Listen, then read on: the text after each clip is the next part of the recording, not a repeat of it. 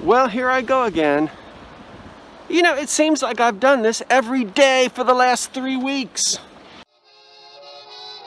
There's an old curiosity shop. Every once in a while I go by there for the fond recollections that lie there in that old curiosity shop. And there is no end in sight. All right, birdies, you did a good job on your bird seed. Lucky for you. I'll get you another bag. All right, let's get the snow off this car. See what you're missing out there in Southern California? We love it. We really do. Well, I do.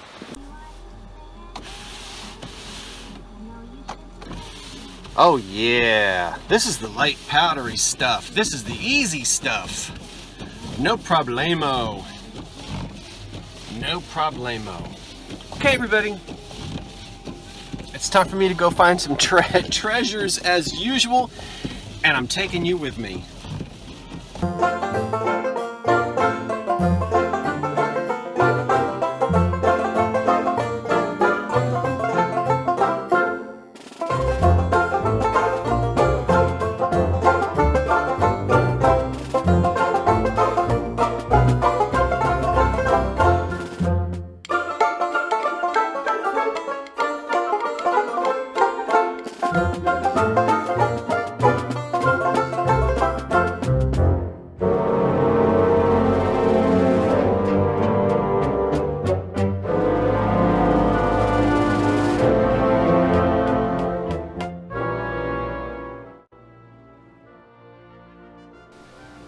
Okay, one of the first things that I spy are these wonderful 1970s homemade ceramic Halloween pieces.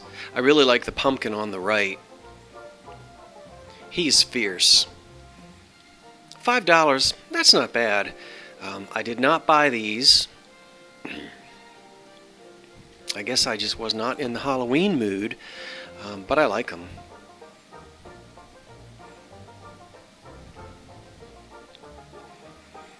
This particular thrift store leaves holiday items out all year round, which I kind of like because you never really know what you might come across.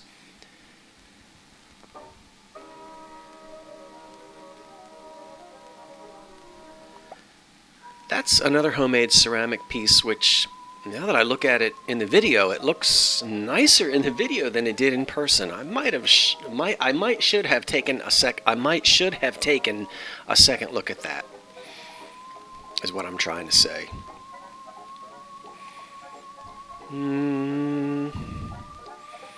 Let's see. I don't remember.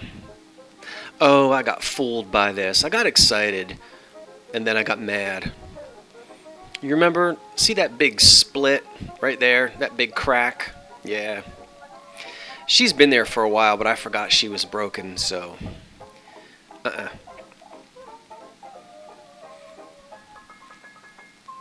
Framed art, no big deal.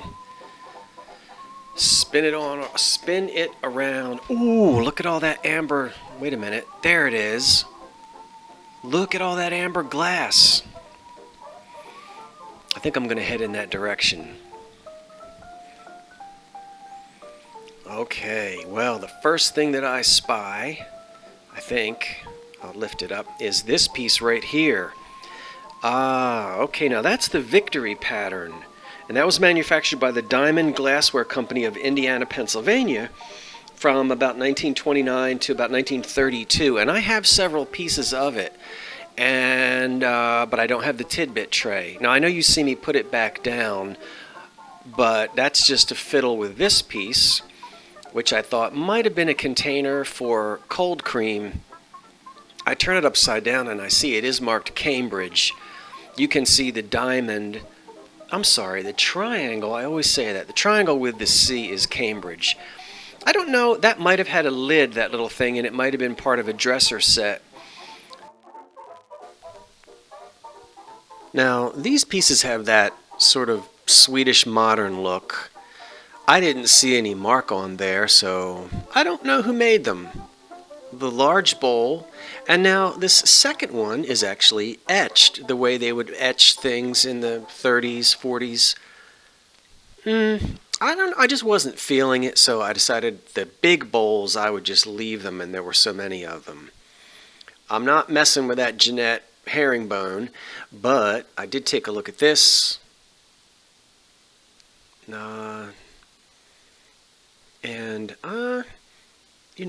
I do put the amber glass aside to sell in the autumn season, and I collect some of it.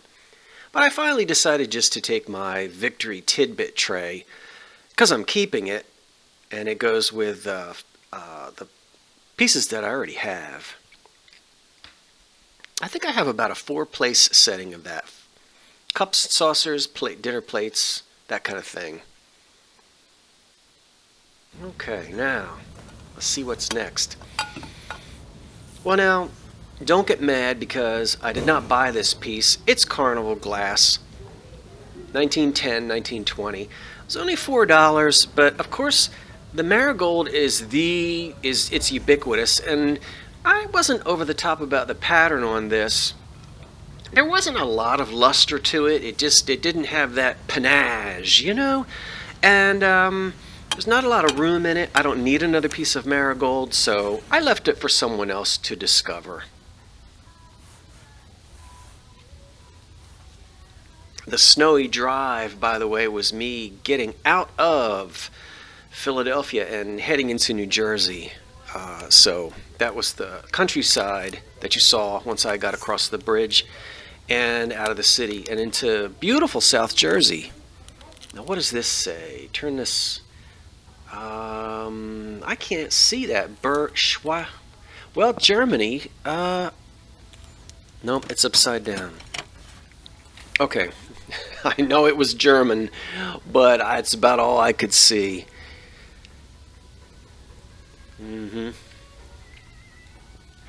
Pretty, it just didn't have any cups to go with it. Just those little saucers.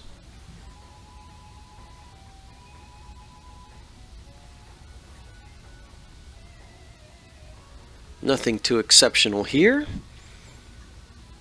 Mug, mug, mug. I honestly was not expecting to find a whole lot in this store, and I'll tell you why in just a minute. Ooh, ruby red anchor hocking, a bunch of punch cups. Oh, I bet there were 20 punch cups in there. Now, $10.99. Okay.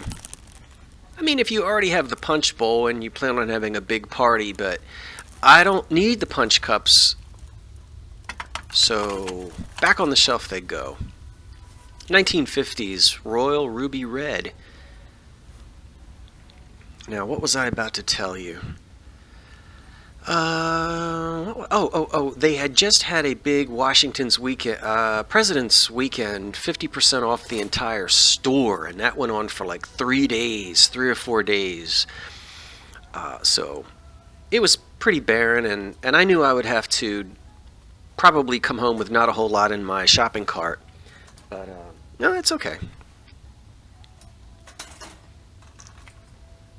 I did not go on those 50% off days because the place is just mobbed, and people are all fighting to try to get into the fresh carts that get wheeled out from the back, and I'm not going to do that. So I'll just wait for the shelves to be restocked. Here's one of those kissing Dutch girls. Poor thing, she lost her boyfriend. Maybe he got sold in the sale. Now, speaking of... Oh, okay. I'm going to show you the gravy boat. Homer Lachlan. Now we're going to look at these little dessert cups. And Forest Green. Yes, Anchor Hocking. And there are 8 of them in there. Now, they came with underplates. Not underpants, underplates. Oh, drat. Look right there. At least one of them is chipped. You see it? I'm running my finger over it. $7.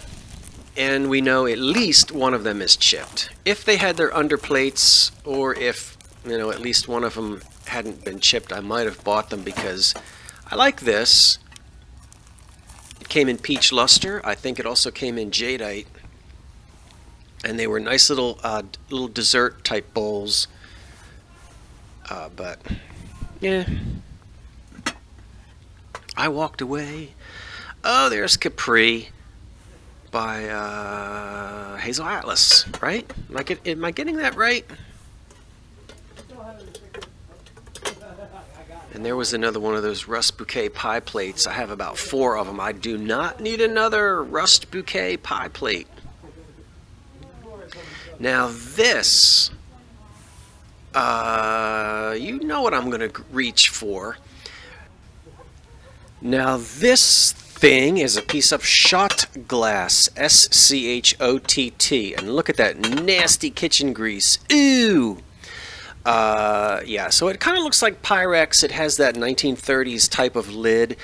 And if we turn it upside down, you're not going to be able to see. You might make out the S-C-H-O-T-T if you can read backwards. It's a German company. Oh, I don't know, 1880s, something like that. So, I mean, when it was founded, but this dish probably dates to the 1930s.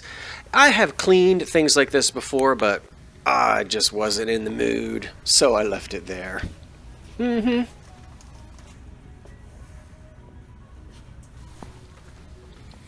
Now here is a peach luster vase made by Anchor Hocking, a ribbed peach luster vase. That's just what the bottom of their mugs look like. It's unmarked. They didn't mark these. $5. Sure, if you're going to keep it. But if you're going to resell it, Now, I put it in my cart, but I think I end up taking it out. I did check the comps while I was in the store. And if you check the sold auctions, you'll find an occasional one that sells for something crazy like $18, but most of them are selling for just a few dollars, if that. And there are several of them listed, so I passed on it.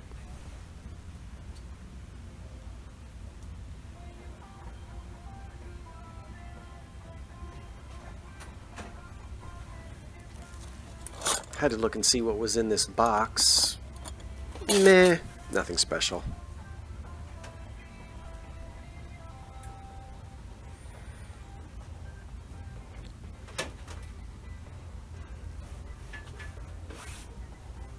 Now this was a heartache.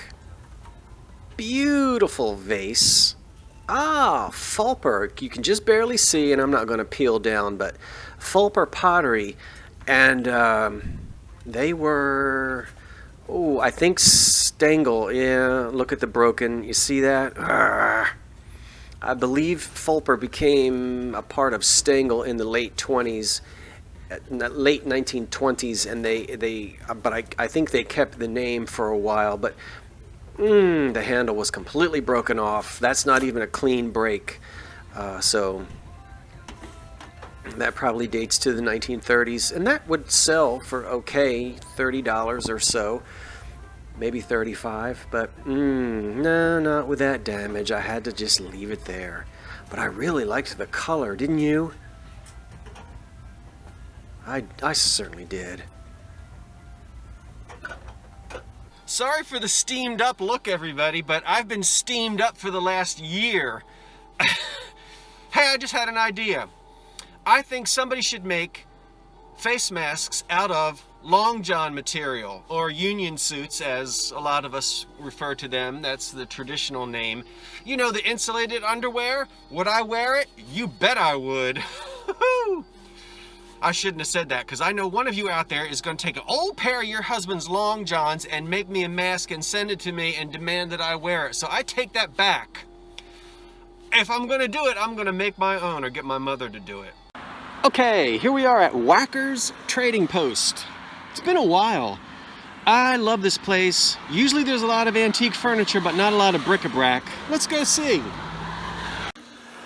Well, the first thing I see is this beautiful oak sideboard. Very reasonably priced at $400. I don't know if you can see that. But I'll step back and let you have a better look. It's gorgeous. Now this kind of oak furniture was popular around the turn of the century, 1890s, and that's about to where this dates. Oak starts to really fall out of fashion after the turn of the century. Look at this little kitchen set here. That is so cute.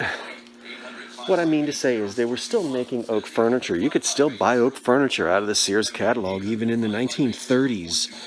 But it really goes out of style in the 1920s is what I should have said, not the turn of the century. It was still very popular at the turn of the century.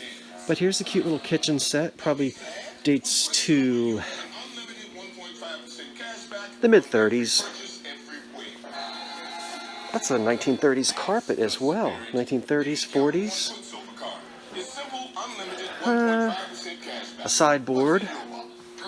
The typical secretary that everybody had. There's a little oak sideboard, which is cute. Let's see. So there's some old tools here. Boy. Well, at this point, I have to do a voiceover because I'm getting ready to step under a huge fan. I don't know why they had that fan running, but it was horrible, and you couldn't hear anything. Now I'm digging through that box there. We saw some glass hurricane shades, oil lamp shades. And there really wasn't a lot in the store. It's not as packed as it normally is because, of course, with COVID, people are not donating. You can't go into people's homes and pick up furniture. And so it's really hurt. But, ooh. Remember in the 60s when you could buy those antiquing kits? Somebody decided in the 60s or 70s to improve that piece. Now look at the rest of the front. They left it alone, but that piece, look, I'm pointing. They destroyed that one, and here's the rest of it. Look how I love this rug. I want that. But that bedroom furniture was beautiful, not necessarily my taste, but there wasn't anything wrong with it. And they went and put that awful antique-y stuff on it from the 60s and 70s. But yeah, probably 1940s, maybe early 50s bedroom furniture. And they had to go and do that to it. Oh, well. Now here's some more antique furniture. And a nice little oval, what they'd call like a library table or a lamp table. Those are usually in mahogany or oak. That one is mahogany veneer. And another little circa 1900 fern table, lamp table, occasional table. Nice quarter sawn oak. That was only $49. That was a pretty piece there. Not bad at all. Look at this with this beautiful tiled backsplash. Now this is an old wash stand, and that is beautiful with the marble top. Now this is late Victorian. Look at this. Let's see what they say. Black marble wash stand, $195. That is not bad. Because look at the marble. And now there's one crack there. And I see another crack over there, but I'm sorry, not marble, the tile. That is beautiful. Those tiles, the marble is good. The original hardware. Look at this. We'll zoom in and you can see it's really aesthetic hardware. See with the flowers? Zoom back out. You'd keep your wash pail and your basin up here. And then this is a spot underneath where you could slide your chamber pot or towels and things for your wash stand. And this would normally be in someone's bedroom. That's really pretty. Old sewing machine. This, of course, is a reproduction. Look at this wonderful old print. $59, old mahogany frame print. Now, you're not going to be able to see it very well. It's called Home Sweet Home. And it's a very fancy late Victorian scene. I know you can't see it because of the glare. I wish you could.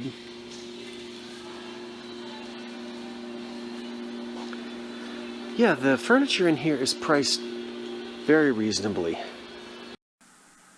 Well, folks, did I buy anything? I certainly did, and I don't mean to leave you hanging in suspense, but join me again tomorrow in the old curiosity shop, and I'll show you the treasures that I bought today. In the meantime, I hope everyone is doing well. Thanks for watching.